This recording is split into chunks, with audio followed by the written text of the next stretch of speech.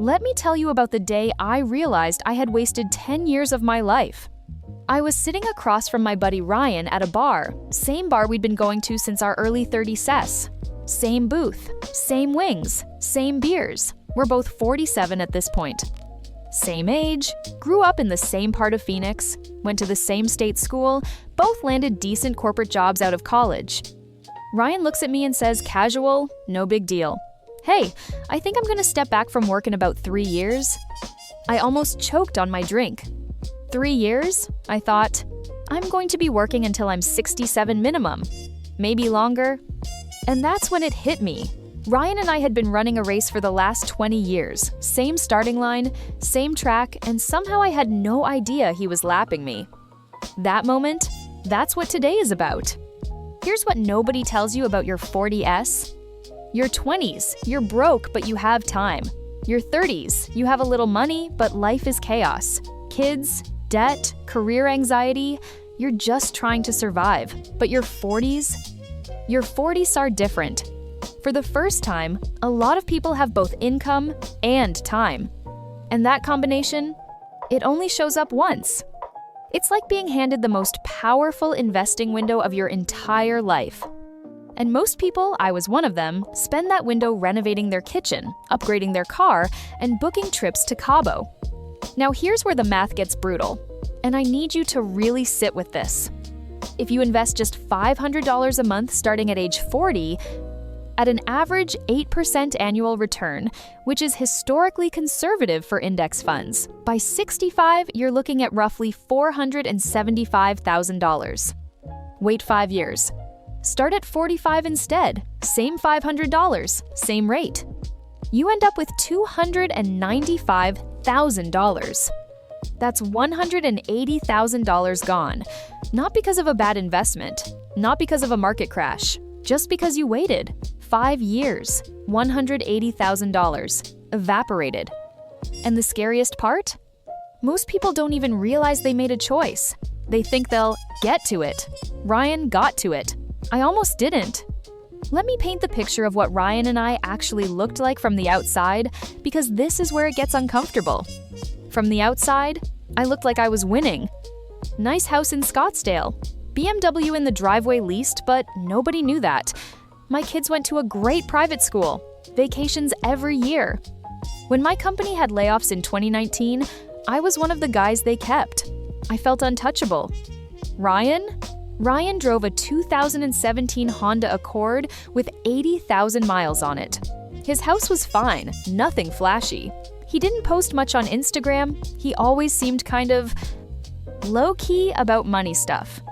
And I remember, I'm embarrassed to admit this, I remember thinking he just wasn't as ambitious as me. I was wrong. So deeply, completely wrong. Because while I was building a lifestyle, Ryan was building an army. That's actually the word he used when he explained it to me. He said, dude, every dollar you invest is a soldier working for you 24 hours a day. I've been building my army for 15 years. You've been spending yours on a uniform. I wanted to laugh. I couldn't. There's a term for what happened to me. It's called lifestyle inflation, and it is the single most dangerous financial force most people will ever face because it's invisible. Every raise I got, I upgraded something. Got promoted, new car, bonus came in, redid the backyard. Income went up every year, and so did my expenses in perfect lockstep. My account balance stayed almost identical year after year. And here's the psychological trick that made it so dangerous. It felt like progress. I was earning more, living better. Surely I was getting ahead. Psychologists call it hedonic adaptation.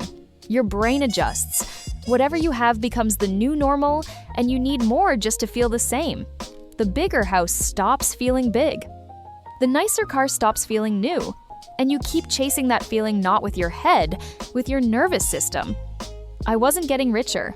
I was running faster to stay in the same place. And then, at 47, sitting in that bar with Ryan, the question hit me like a freight train.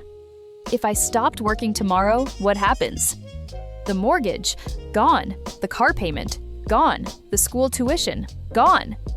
Everything I'd built depended on that paycheck showing up. Every single month. I hadn't built freedom. I'd built a very expensive prison, and I was the one paying for the bars. So I made Ryan explain it to me, all of it.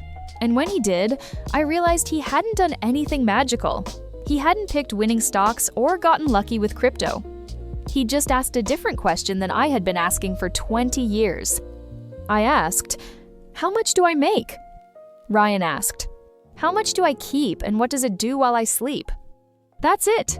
That's the whole difference. Here's what Ryan actually did, step by step. Step 1, he found his FI number. FI stands for financial independence, and your FI number is the amount of money you need invested so that you can live off the returns without ever touching the principal. Forever. The formula most people use is called the 4% rule. Research from Trinity University found that if you withdraw 4% of your portfolio each year, historically, your money lasts indefinitely. Markets go up and down, but over long periods, a diversified portfolio has consistently supported that withdrawal rate. So if you need $60,000 a year to live, your FI number is $1.5 million. $80,000 a year? You need $2 million. $40,000 a year? Maybe you downsize. Maybe the kids are out. Maybe you move somewhere cheaper. You only need $1 million.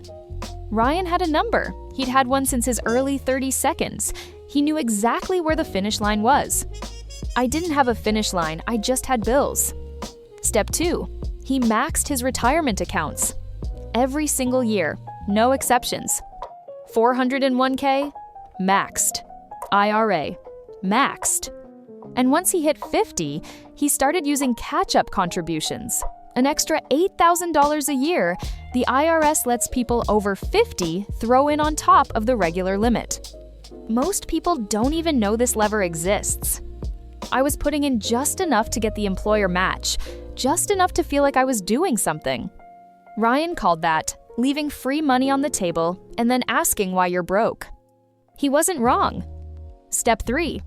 He built multiple income streams while he still had time. Ryan knew that one income stream is fragile.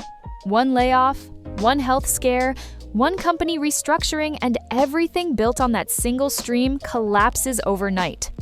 So while his career was strong, he built a second stream, dividend-paying index funds first. Then, a few years later, a small rental property. Nothing flashy, one property. Cash flow positive from month 1. Now, it covers his car payment and utilities every single month, whether he works or not. He told me, "I don't need it to be big. I just need it to exist. Because when things go sideways, and they always go sideways, I don't panic." Step 4. He made social decisions nobody saw. This is the one that hit me the hardest. Ryan and I had the same friends, same circle, same group chats, same invitations to birthday trips to Vegas, golf weekends in Scottsdale, dinners at steakhouses. Ryan said no, quietly, without drama, more often than I ever realized. He didn't announce it. He didn't post about it. He just made the call, over and over again, for 15 years. And I said yes, every time. Because nobody posts their brokerage statement on Instagram. They post the trip to Tulum, and I wanted to be in those photos. You know what Ryan posted? Almost nothing. Because he was busy building something that doesn't photograph well until you're free. After that night at the bar, I went home and I couldn't sleep. I opened my laptop at 2 a.m. and I ran the numbers on my life for the first time, actually ran them. Net worth, monthly expenses, investment accounts, FI number. I want to be real with you. What I saw was humbling, embarrassing, honestly. At 47, with a good income and 20 years of work behind me, my real financial picture was much worse than I'd let myself believe. But here's the thing. The math still worked. Barely, but it worked. I had enough time, if I changed course immediately and completely, to still build something real. So that's what I did. I stopped the lease cycle, bought a used car outright. I maxed my 401k for the first time in my life. It hurt for about 2 months. Then I stopped noticing. I sold an investment property I'd been sitting on the fence about and moved that capital into index funds that actually worked for me. I started saying no, quietly, without drama. And I found my FI number, wrote it on a sticky note inside my desk drawer. I look at it every week. Am I where Ryan is? No. He has a 15-year head start and the compound interest to show for it. But I am no longer Here's what I want to leave you with. Ryan and I were not separated by luck, not by talent, not by salary. We've actually earned similar amounts over the years, within maybe 1, 0, 15% of each other. We were separated by decisions, small ones, made quietly, consistently, across 1 decade. Ryan chose the asset over the expense, the plan over the impulse, the 5-year old version of himself over the 4-0-year old one. I chose the moment. Every time. And at 47, I was still paying for it. Now here's the question I need you to honestly answer, not for me, for yourself. If you stopped working tomorrow, what happens? Not what you'd want to happen. What actually happens? If the answer makes you uncomfortable, good. That discomfort is information. It's telling you something true about the gap between where you are and where you need to be. But here's what I also need you to hear. The window is still open. Compound interest doesn't care about your past. It only cares about what you do starting now. The math works at 40. It still works at 45. It gets harder at 50, but it still works. The only way it stops working is if you keep telling yourself, you'll start next year. Ryan didn't start at a perfect time. He started. That's the whole secret. You're not watching this by accident. The fact that you're here, asking these questions, thinking about this, that's already a decision. That's already different from what most people do. So, let me ask you one more time. Ryan, or the old version of me? The question isn't who you've been. It's who you decide to be starting today. If this hit different, if it made you look at your own numbers in a way you haven't before, subscribe. Every week I break down the money concepts that actually move the needle. No fluff, no hype. No gatekeeping, just the honest stuff from someone who learned the hard way. Hit subscribe, and I'll see you in the next one.